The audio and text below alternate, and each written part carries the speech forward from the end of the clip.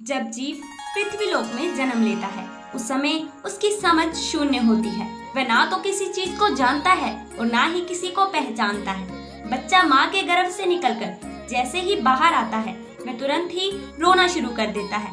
वह ऐसा तकलीफ के कारण करता है या इसका कोई और कारण भी है जिसे हम समझ नहीं पाते। क्या आपने भी कभी सोचा है कि आखिर बच्चा जन्म लेने के तुरंत बाद रोता क्यों है? इसके पीछे का सटीक कारण क्या है? हिंदू धर्म शास्त्रों के अनुसार वैसे तो इसके पीछे एक पौराणिक कथा की मान्यता है जिसका विवरण विष्णु पुराण में मिलता है। इस्लाम में भी बच्चे रोने के अपने अलग कारण बताए गए हैं, लेकिन सच्चाई क्या है ये एक ऐसा सवाल है जिसका सही उत्तर हम सब जानना चाहते हैं। शिशु के जन्म लेते ही रोने का कारण विज्ञान एक सहज और आवश्यक प्रक्रिया मानता है। तो दोस्तों, इस वीडियो में सबसे पहले हम बच्चे के रोने को लेकर वैज्ञानिक दृष्टिकोण से समझते हैं, फिर हिंदू धर्म शास्त्रों में मौजूद उस पौराणिक कथा को जानेंगे जिसका उल्लेख विष्णु पुराण में मिलता है। नमस्कार दोस्तों, स्वागत है आपका हमारे चैनल स्पिरिचुअल ज्ञानम में। सबसे पहले आप हमारे चैनल को सब्सक्राइब कर लीजिए और कमेंट बॉक्स में जय श्री कृष्ण लिखकर परमात्मा को याद करें। नए जीवन की प्रक्रिया बच्चे के जन्म से होती है, लेकिन उससे पहले बच्चे को माँ के गर्भ में स्थान मिलता है। जब तक बच्चा माता के गर्भ में रहता है तब तक वह संसारिक दुनिया से अनजान होता है। माता के गर्भ में वह जीवित तो होता है परंतु वह सांस नहीं लेता। उसके शरीर को खाना पीना माँ से जुड़ी गर्भनाल से प्राप्त होता है। बच्चे के फेफड़े तो बन जाते हैं लेकिन वह प्रयोग में नहीं रहते। बच्चा माँ के गर्भ में एक पतली झिल्ली में बंद होता है जिसमें तरल पदार्थ भरा होता है।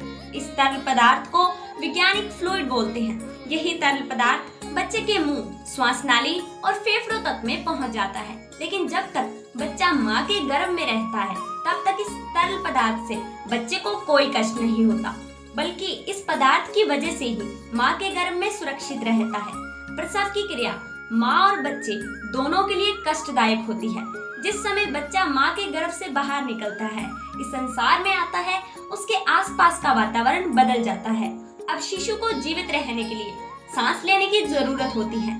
शिशु के फेफड़े पहली बार काम करना शुरू करते हैं, लेकिन फेफड़ों में वही तरल पदार्थ पहले से ही भरा होता है जिसे बाहर निकालना बच्चे के स्वास्थ्य के लिए बहुत जरूरी होता है। इसीलिए डॉक्टर बच्चे की डिलीवरी होते ही गर्भनाल को काट देते हैं और बच्चे को उल्टा करके उसके मुंह से इसी तरल पदार्थ को बाहर निकालते हैं। इसी परिस्थितियों में बच्चा पहली बार रोता है।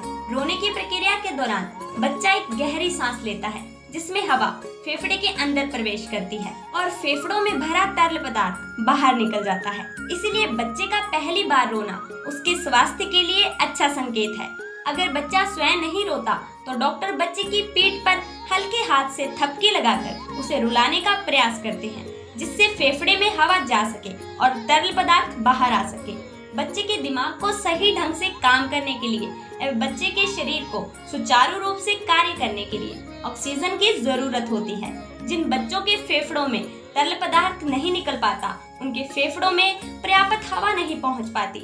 ऐसा होना बच्चे के जीवन के लिए खतरा होता है और दिमाग को पर्याप्त ऑक्सीजन ना मिल पाने के कारण उन्हें किसी प्रकार की मानसिक बीमारी भी हो सकती है। तो साइंस की दृष्टि से यही मेन कारण है कि बच्चे का जन्म लेते ही रोना जरूरी है। ये बातें विज्ञान की है। अब जानते हैं पैदा होते ही बच्चे के रोने को लेकर धर्म ग्रंथों में क्या लिखा है। शिशु जब प्रथम बार रोता है तो उसके रोने का स्वर कुछ इस प्रकार सुनाई देता है जैसे वह पूछ रहा हो कि मैं कहाँ हूँ। विष्णु पुराण के मुताबिक जब ब्रह्मा जी सृष्टि की रचना कर रहे थे उस समय उन्होंने स्वयं जैसा पुत्र पैदा करने का विचार किया तो उनकी माया से गोद में एक मायावी बालक प्रकट हुआ। यह बालक रोते हुए ब्रह्मा जी की गोद में उथल पुथल करने लगा। जब ब्रह्मा जी ने उसे बालक से इसकी वजह पूछी तो उस बालक ने प्रश्न किया, मैं कौन हूँ, मेरा क्या नाम है? इस पर ब्रह्मा जी कहते हैं कि पैदा होते ही तुमने रोना शुरू कर दिया, इसीलिए मैं आज से तुम्हारा नाम रुद्र रखता हूँ। ऐसी मान्यता है कि इस बच्चे के जन्म से पहले किसी बच्चे ने रोना शुरू नहीं किया था। ये पौराणिक मान्यता है कि तभी से जन्म के बाद बाकी बच्चों में भी रोने का नियम बन गया, जबकि इस्लाम धर्म में ये मान्यता है कि बच्चे के जन्म लेते ही शैतान उसके पास आता है। शैतान के डर से ही बच्चा जोर जोर से रोने लगता है। इसीलिए ऐसी मान्यता है कि जब बच्चे की पैदाइश हो जाए तो फौरन उसके दाएं कान में जान और बाएं कान में इमामत पढ़नी चाहिए, ताकि बच्चा शैतान के डर से महफूज अल्लाह की पनाह में रहे और पैदा होते ही अपने परवरदिगार का नाम सुन ले और इसका डर खत्म हो जाए। तो दोस्तों, यही थी बच्चे के जन्म लेते ही रोने की कथाएं। इन कथाओं के बारे में आपका क्या विचार है, हमें कमेंट करके ज़रूर बताइए। उम्मीद करते हैं आपको हमारी वीडियो ज़रूर पसंद आई होगी। ऐसी और नई नई वीडियो के लिए हमारे चैनल को ज़रूर सब्सक्राइब करें। क्या आपको भी बच्चे के रोने का कारण पता था, या आपने भी इस प्रकार की कोई कहानी सुन रखी थी? ये भी हमें कमेंट करके ज़रूर बताइएगा। क्या आपको बच्चे के रोने का कारण पहले से ही पता था या अभी पता चला? धन्यवाद। मिलते हैं ऐसी और एक नई वीडियो के साथ। जय श्री कृष्ण।